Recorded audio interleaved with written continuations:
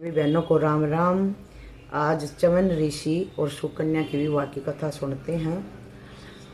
प्रथम गुरु वंदना करूं, फिर मनाऊं गणेश, मरु माता शारदा मेरे कंठ करो प्रवेश। बोल श्री गणेश भगवान की जय।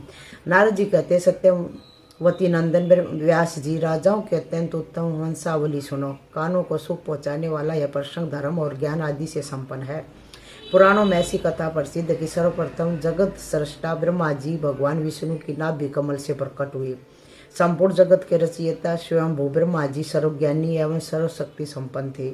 सृष्टि करने के विचार से उन विश्व आत्मा विभु ने पहले श्रेष्ठ शक्ति की आधारभूता भगवती जगदम्बा का ध्यान करते हुए 10,000 वर्षों तक तपस्या की। तदंतर उत्तम लक्षण वाले मानस पुत्रों को प्रकट किया। उन मानस पुत्रों में सर्वप्रथम मरीच प्रकट हुए, मरीचि ऋषि प्रकट हुए। मरीचि से परम प्रसिद्ध कश्यप जी का जन्म हुआ। दक्ष प्रजापति की 13 कन्याएं उन कश्यप जी की पत्नी हुई। दक्ष प्रजापति की 13 कन्या उन कश्यप जी की पत्नी बनी। देवता, दानव, यश, सर्पगण, पशु और पक्षी सब उन्हीं से उत्पन्न हुए हैं। अतएव कश्यपी सृष्टि कही गई है। कश्यप ऋषि से ही सारी सृष्टि की उत्पत्ति हुई है। देवताओं में श्रेष्ठ सूर्य हुए, उन्हीं का नाम वैवस्वान भी है। उन्हीं के पुत्र वैवस्वत मनु को जगत का शासन कार्य सौंपा गया। सूर्य के ही पुत्र वैवस्वत मनु को जगत का शासन कार्य सौंपा गया। वैवस्वत मनु से सूर्य वंश की वृद्धि करने में परम कुशल इकाक्षु उत्पन्न हुए। फिर उनके 9 भाई और हुए। राजेंद्र, उन 9 भाइयों के नाम बतलाता हूँ, एकाग्रचित होकर सुनो। ये क्षत्रिय राजाओं की वंशावली का प्रसंग है। एकांशु, नाभाग, दृष्ट, शरियाती, नरिशयंत, प्रांशु, निरग, करुष और परिसंघन, ये ही 9 मनु पुत्र नाम से विख्यात हैं। इन मनु के पुत्रों में सर्वप्रथम एकांशु का जन्म हुआ था, अतएव वे सबसे बड़े कहे गए हैं। एकांशु के 100 पुत्र हुए। उन सब में आत्मज्ञानी विकुक्षी श्रेष्ठ माने जाते हैं। मनु के ये 9 पुत्र बड़े शूरवीर थे। मनु के पश्चात इनकी जो वंशावली बढ़ी उनका संक्षेप में वर्णन करता हूँ, सुनो। नाभाग के पुत्र परम प्रतापी अमरीश हुए थे। ये धर्मज्ञानी, सत्यवादी और प्रसिद्ध प्रजापालक थे। धरष्ट से धरष्ट का जन्म हुआ था। धारष्ट क्षत्रिय होते हुए ब्राह्मण बन गए थे। संग्राम विषयक उत्साह उनके हृदय से जाता रहा था। उनके द्वारा सम्यक प्रकार से ब्राह्मण का कर्म होने लगा। सरियाती से अनर्तक का जन्म हुआ, जिनका नाम सभी जानते हैं। सुकन्या नाम की एक परम सुंदरी पुत्री भी उन्हीं से उत्पन्न हुई थी। राजा सरियाती ने अपनी उस सुंदरी कन्या का विवाह नेत्रहीन चवन मुनि के साथ कर दिया। बाद में उस कन्या के शील और गुण के प्रभाव से मुनि को आंखें सुलभ हो गई थी, आंखें ठीक हो गई थी उनकी। सूर्य नंदन अश्विनी कुमारों ने मुनि को नेत्र प्रदान कर दिए थे। राजा जन्मेजय ने कहा, ब्रह्मण, आपने इस कथा के प्रसंग में जो यह बात कही कि राजा शरियाती ने अंधे मुनि के साथ अपनी सुलोचना कन्या का विवाह कर दिया, सो यह विषय बहुत संदेह उत्पन्न कर रहा है। उनकी वह कन्या कुरूप, गुणहीन, शुभ लक्षणों से रहित होती, तब तो उसका संबंध राजा एक अंधे के साथ कर भी सकते थे, परंतु ऐसी परम सुंदरी कन्या का विवाह चवन मुनि को नेत्रहीन जानते हुए भी उनके साथ कैसे कर दिया? ब्रह्मन, मुझे इसका कारण बताने की कृपा करें। सूत जी कहते हैं, परीक्षित नंदन राजा जन्मेजय की यह बात सुनकर व्यास जी राजा से कहने लगे। व्यास जी बोले, वैवस्वत मनु के पुत्र का नाम श्रीमान राजा शरियाती था। उनके 4000 भार्याएं थी, 4000 पत्नी थी, उनकी रानियां थी। वे सभी राजकुमारियां अत्यंत सुंदरी एवं संपूर्ण शुभ लक्षणों से संपन्न थी। उन सब के बीच में एक परम सुंदरी कन्या थी, उनका नाम था सुकन्या। उनके 4000 भार्यां थी और उनसे बहुत सी राजकुमारी उत्पन्न हुई। उन्हीं में से एक राजकुमारी का नाम सुकन्या था। वह कन्या पिता और समस्त माताओं के लिए अत्यंत स्नेहपाती थी। सबसे नगर से थोड़ी दूर पर मानसरोवर की तुलना करने वाला एक सरोवर था। उसमें उतरने के लिए सीढ़ियां बंधी थी। वह निर्मल जल से परिपूर्ण था। हंस और चक्रवाक उनके अनुकूल शोभा बढ़ा रहे थे। जल, काक और सारस आदि पक्षियों से उन तालाब का सारा भाग भरा हुआ था। उसमें 5 प्रकार के कमल खिले थे और उन पर मोरों का झुंड मंडरा रहा था। बहुत से सुंदर वृक्ष उस सरोवर के तट को घेरे हुए थे। साखू, तमाल, देवदारू, जायफल और अशोक उसे सुशोभित कर रहे थे। वट, पीपल, कदम, केला, नींबू, अनार, खजूर, कटहल, सुपारी, नारियल, केतकी, कचनार, जूही और मालती आदि सुंदर एवं स्वच्छ वृक्षों से वह सम्यक प्रकार से संपन्न था। जामुन, आम, तिनतनी, करज, कोरिया, पलास, नीम, खैर और बेल आदि के वृक्षों से उसकी शोभा बढ़ रही थी। कोकिल और मोरों के ध्वनि से वह बड़ा सुंदर जान पड़ता था। उस सरोवर के बिल्कुल पास में ही वृक्षों से घिरे हुए एक पवित्र स्थान पर च्यवन मुनि निवास करते थे।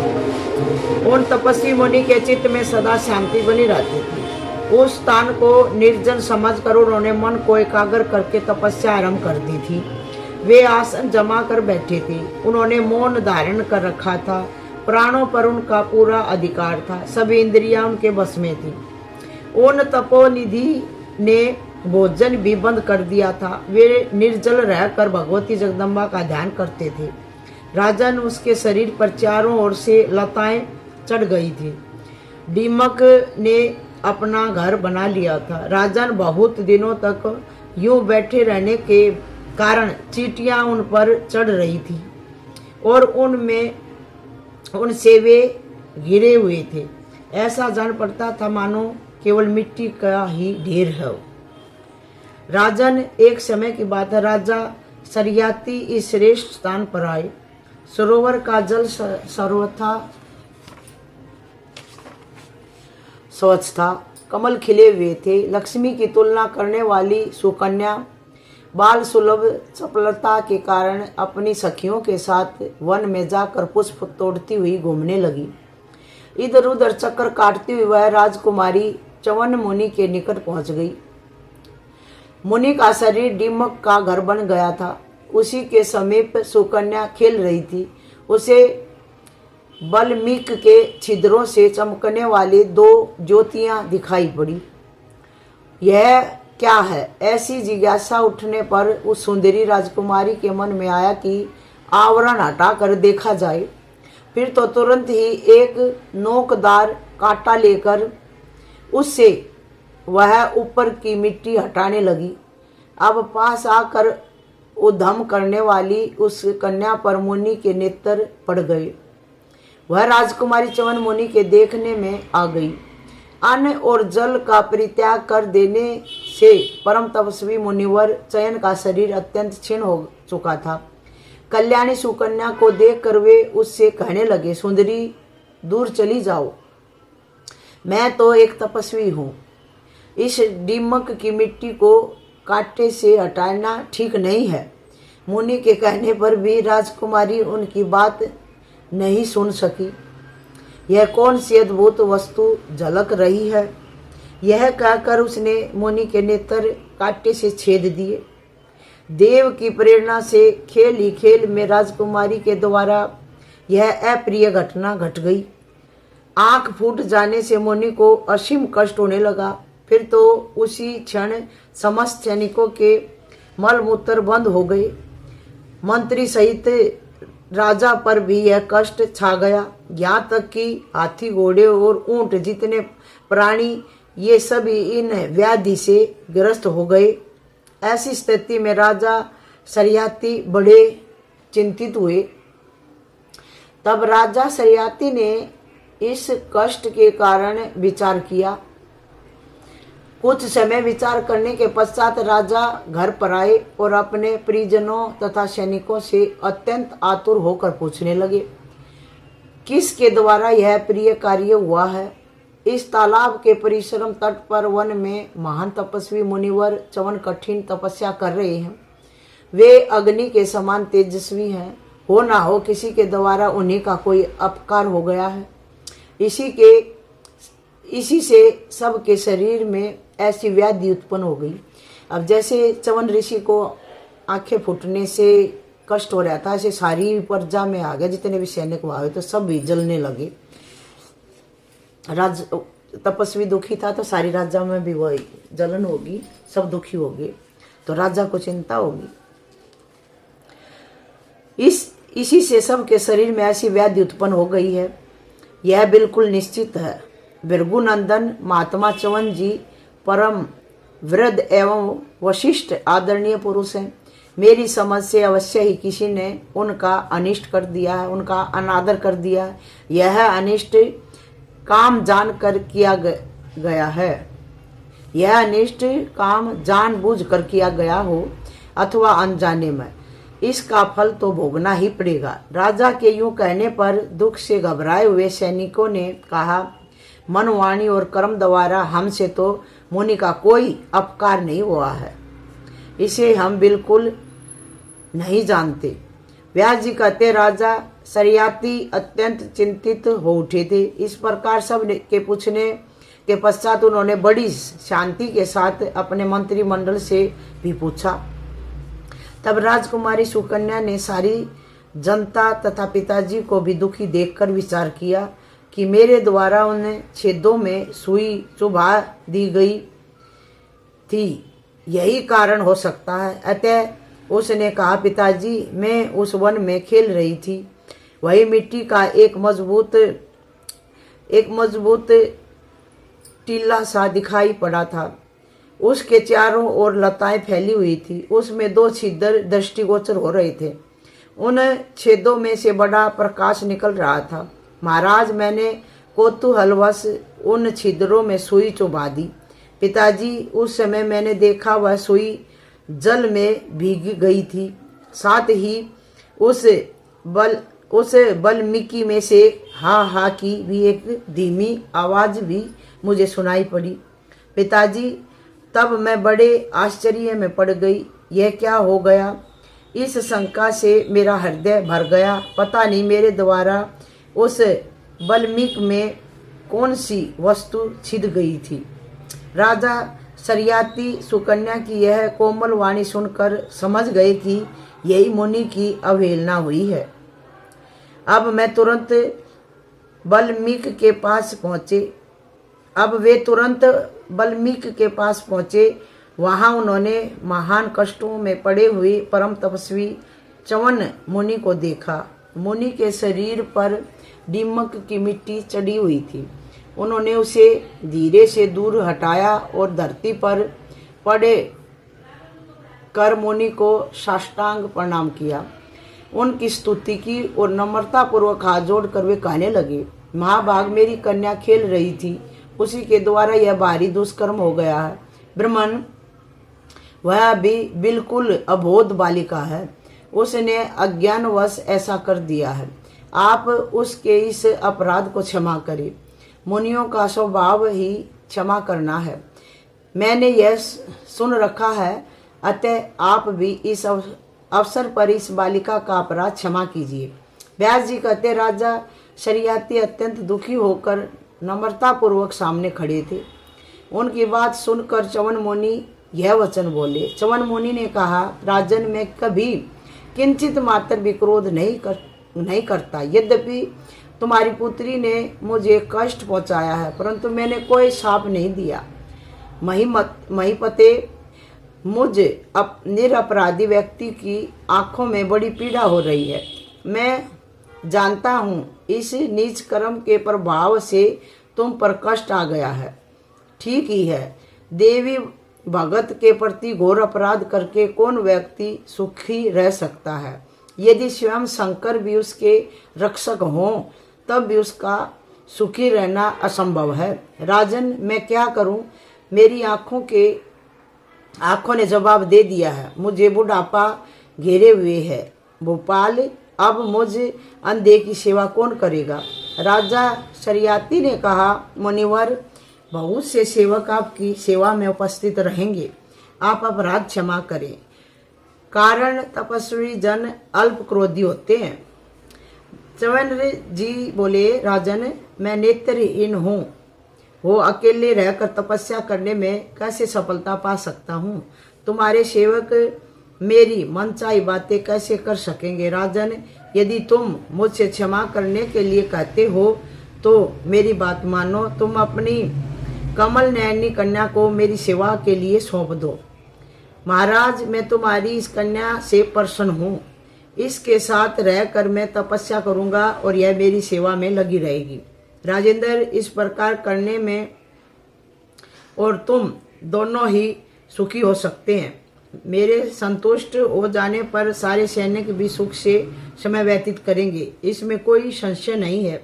ऐसा करने में तुम्हें कुछ भी दोष नहीं लगेगा, कारण मैं संयमशील तपस्वी हूँ।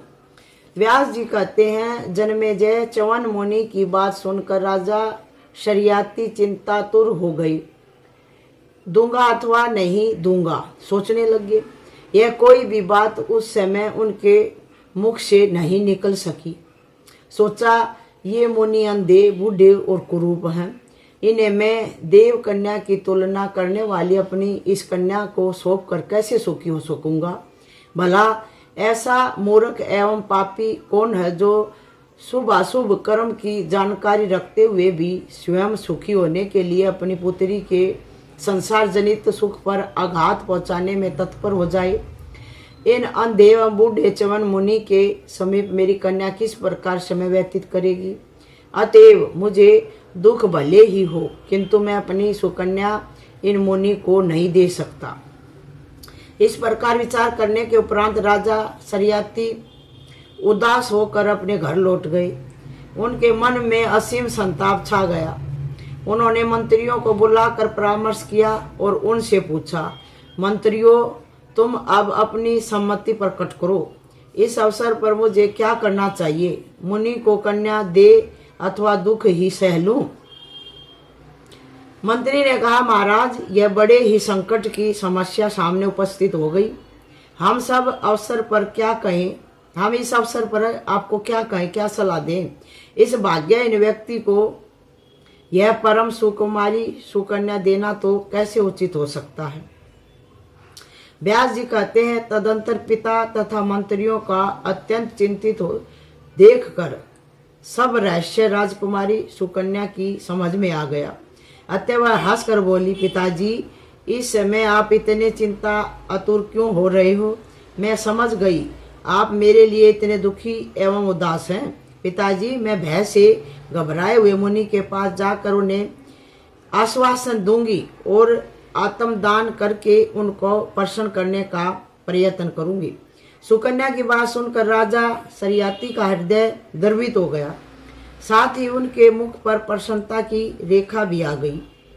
मंत्रियों को सुनाते हुए वे उनसे कहने लगे, बेटी, तुम अत्यंत सुकुमारी अबला कन्या वन में इन अंधे मुनि की सेवा कैसे कर सकोगी?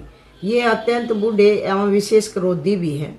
भला रूप में रति की तुलना करने वाली तुम जैसी कन्या का विवाह मैं इन अंधे मुनि के साथ कैसे करूं?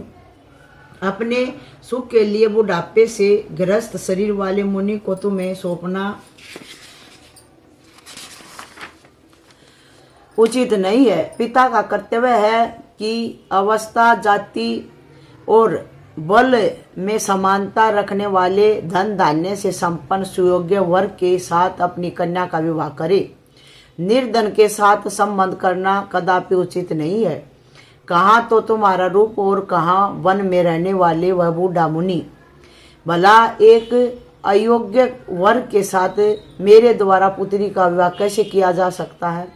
जो पर्णशाला में रहकर निरंतर वनवासी जीवन व्यतीत करता है उसके साथ तुम्हारे संबंध की कल्पना ही कैसे की जाए? मेरी तथा सैनिकों की मृत्यु मुझे श्रेयस्कर प्रतीत हो रही है, किंतु एक अंधे के हाथ में तुम्हें सौंप दूं यह मुझे पसंद नहीं। जो होने वाला वह होगा, वह तो होगा ही। मैं अपना धैर्य नहीं छोड़ सकता। तुम शांति चित्त से रहो, मैं तुम्हें नेत्रहीन को कदापि नहीं सौंपूंगा। राज्य एवं यह दे रहे अथवा चला जाए, परवाह नहीं है मुझे। बालिके, उस नेत्रहीन को मैं तुम्हें देने में असहमत हूँ।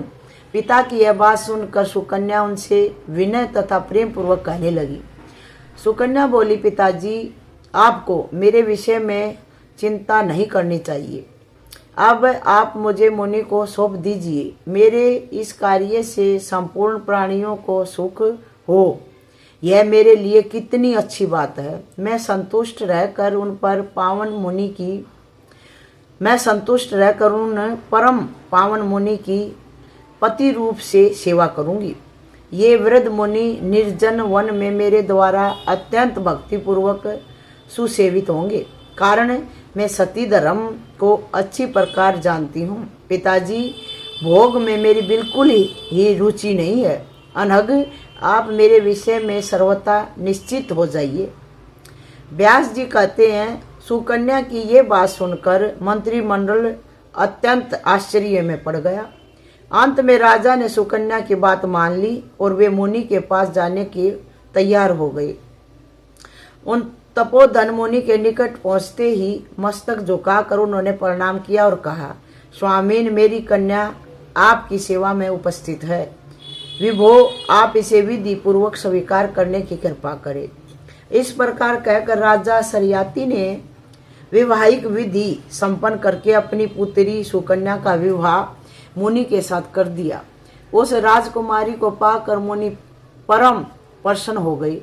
राजा दहेज की सामग्री दे रहे थे, किंतु मुनि ने लेना अस्वीकार कर दिया। अपनी सेवा का कार्य संपन्न हो जाए, इस विचार से उन्होंने केवल कन्या को ही लेना स्वीकार किया।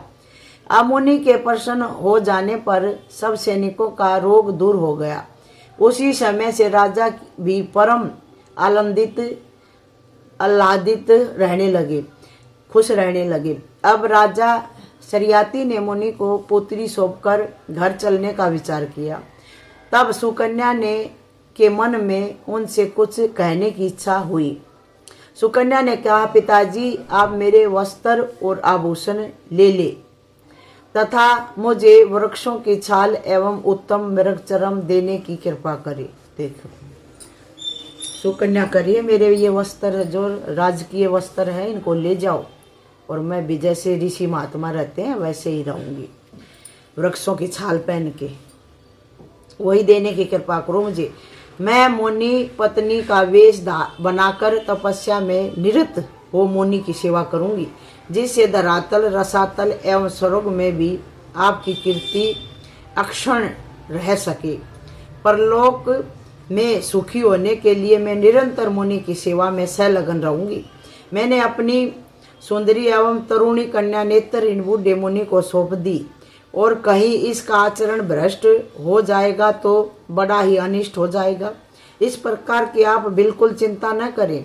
मैं अपने धर्म से नहीं डिगूंगी, अपने धर्म पर डिग रहूंगी। जिस प्रकार वशिष्ठ की पत्नी अरुंधति तथा अत्रि की साध्वी भार्या अनसुईया स्वर्ग में प्रसिद्ध है, वैसे ही मैं भी धरातल पर प्रतिष्ठा प्राप्त करूंगी।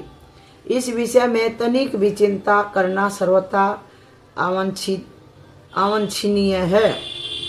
राजा शरियाती महान धर्मज्ञ पुरुष थे। अपनी पुत्री सुकन्या की बात सुनकर उन्होंने उसे वल्कल वस्त्र आदि दे दिए, परंतु उस पर दृष्टि डालते ही उनकी आंखों में जल भर आया।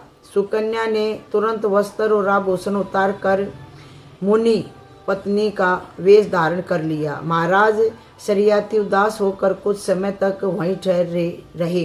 राजकुमारी वृक्ष की छाल और मृग चर्म धारण किए थे। यह देखकर उपस्थित सारी जनता रो पड़ी। तब सब कांपने लगे। सबके मन में असीम संताप होने लगा। राजन फिर अपनी पुण्यमयी साध्वी कन्या से पूछकर उसे वही छोड़ राजा शरियाती मंत्रियों के साथ अपने नगर को चले गए। सतगुरु भगवान की जय हो।